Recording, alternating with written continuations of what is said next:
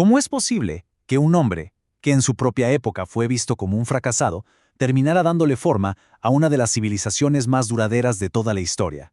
Esa, esa es la gran paradoja de Confucio. Estamos hablando de una figura cuya influencia ha moldeado, literalmente, a una cuarta parte de la población mundial por más de 2 milenios. A ver, vamos a desentrañar este misterio. Fíjense en esta frase, que supuestamente dijo un campesino sobre él. Creo que captura su esencia a la perfección. Era un visionario frustrado, siempre buscando una reforma política que, la verdad, nunca llegó a ver. Y no crean que luchaba contra algo abstracto, ¿eh? Remaba contra un verdadero torbellino de caos y una violencia muy, muy real. Así que sí, desde su punto de vista, Confucio fracasó. Nomás imaginen la frustración. Él quería un cargo público, pero no por el poder, sino para poder aplicar sus ideas. ¿Y qué pasaba? Pues que los gobernantes, aunque lo respetaban, en el fondo le tenían pavor a su integridad. Le ofrecían puros títulos honoríficos sin ninguna autoridad real. Al final, se cansó y se fue. Pasó 13 largos años en una especie de exilio voluntario, buscando un solo líder, uno solo que se atreviera a escucharlo. Y aquí es donde la historia da un giro increíble. Este hombre, que murió pensando que su vida política había sido un fiasco total, se convirtió, ya después de muerto, en el mismísimo primer maestro de China. Todas esas ideas que nadie quiso escuchar en su momento se volvieron nada más y nada menos que los cimientos del Estado chino por más de 2000 años. La pregunta es obvia. ¿Cómo pasó esto? ¿Cómo es que una colección de dichos que a primera vista parecen simples consejos morales tuvo un poder tan, pero tan transformador? Bueno, para entenderlo tenemos que ver dos cosas: al hombre y a la tremenda crisis que estaba tratando de resolver. Empecemos por la persona.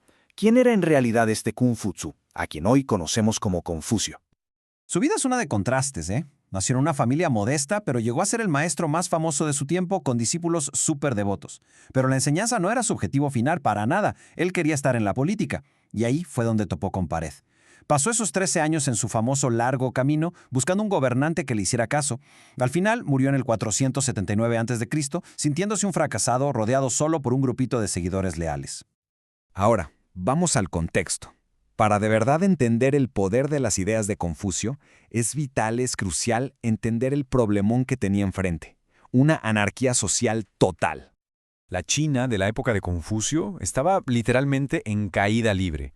La dinastía que gobernaba, la Zhou, se había desmoronado por completo. Lo que antes eran guerras entre nobles con ciertas reglas para su tiempo, se había convertido en un horror de violencia sin control alguno.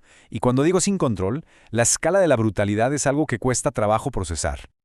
Las crónicas de la época hablan de poblaciones enteras decapitadas, mujeres, ancianos, niños, todos.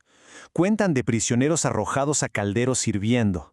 Era una brutalidad a una escala que hoy simplemente no podemos ni imaginar. Esta era la pregunta que lo dominaba todo. La sociedad se estaba haciendo pedazos. La tradición ya no servía para nada. No controlaba el comportamiento de la gente. Todos los pensadores de la época estaban buscando desesperadamente una respuesta a esta pregunta. Y en medio de todo este caos surgieron dos corrientes de pensamiento principales, cada una con una solución radicalmente opuesta a la otra.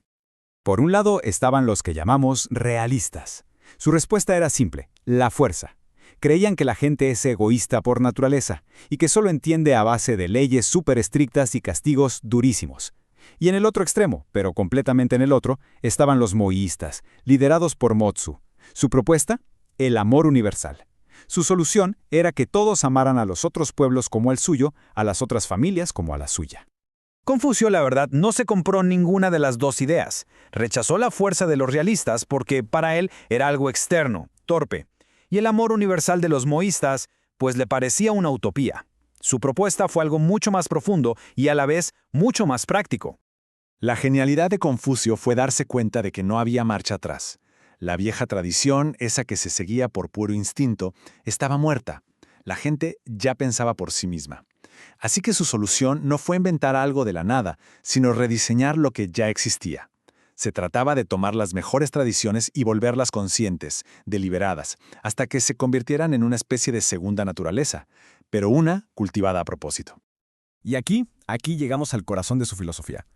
La primera pieza clave es el yen. Pensemos en esto no solo como bondad, sino más bien como una empatía radical, o sea, la capacidad de sentir lo que los demás sienten.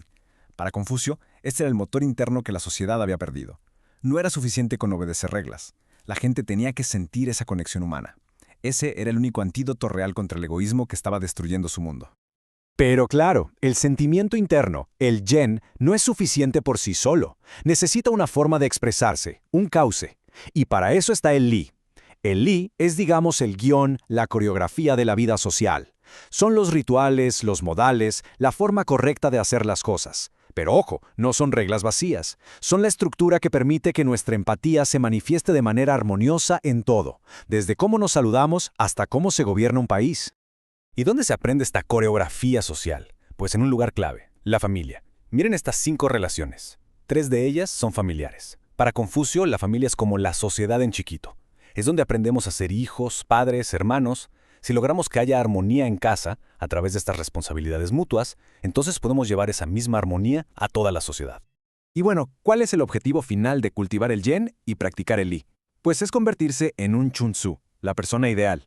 Pero no es un santo, ¿eh? Es un ser humano plenamente realizado. Alguien tan lleno de empatía, yen, y tan hábil en el trato social, li, que no necesita dar órdenes. Lidera por su simple presencia, por su poder moral, al que Confucio llamó te. Su influencia es natural, como el viento que dobla la hierba sin esfuerzo. Estas ideas que en vida de Confucio no encontraron eco en ningún gobernante, acabaron creando un legado de una duración asombrosa. Vamos a ver cómo se materializó esta influencia. El imperio chino, basado en estos principios, duró más de 2000 años. Si multiplicamos los años por la cantidad de gente que vivió bajo ese sistema, resulta ser la estructura social más grande que la humanidad ha creado. Y en su mero centro estaba la filosofía de este supuesto fracasado. El resultado fue una cultura con un ADN muy particular. Pensemos en esto, una sociedad donde el héroe no es el guerrero, sino el erudito, donde los problemas no se resuelven en un tribunal, sino hablando, mediando, donde la familia es el centro del universo social y la vejez se respeta profundamente, y donde se creía que el verdadero poder no venía de las armas, sino del wen, las artes de la paz, capaces de transformar a la sociedad desde adentro. Y lo más sorprendente es que esta tecnología social de hace 2500 años sigue funcionando. Ese profundo énfasis en la armonía social y el respeto mutuo, que son centrales en el confucianismo, todavía se refleja en datos duros hoy en día. Miren este gráfico. La tasa de robos en Japón es 100 veces menor que en Estados Unidos. Y no es una coincidencia, es el eco de una filosofía. Dicen que en su lecho de muerte, Confucio pronunció estas palabras. La montaña podía derrumbarse, el sabio podía apagarse, pero la pregunta que nos queda es si su proyecto para cultivar la humanidad, su respuesta a cómo podemos dejar de destruirnos, sigue teniendo relevancia en nuestro propio mundo que a veces parece tan caótico. ¿Será que su eco todavía resuena?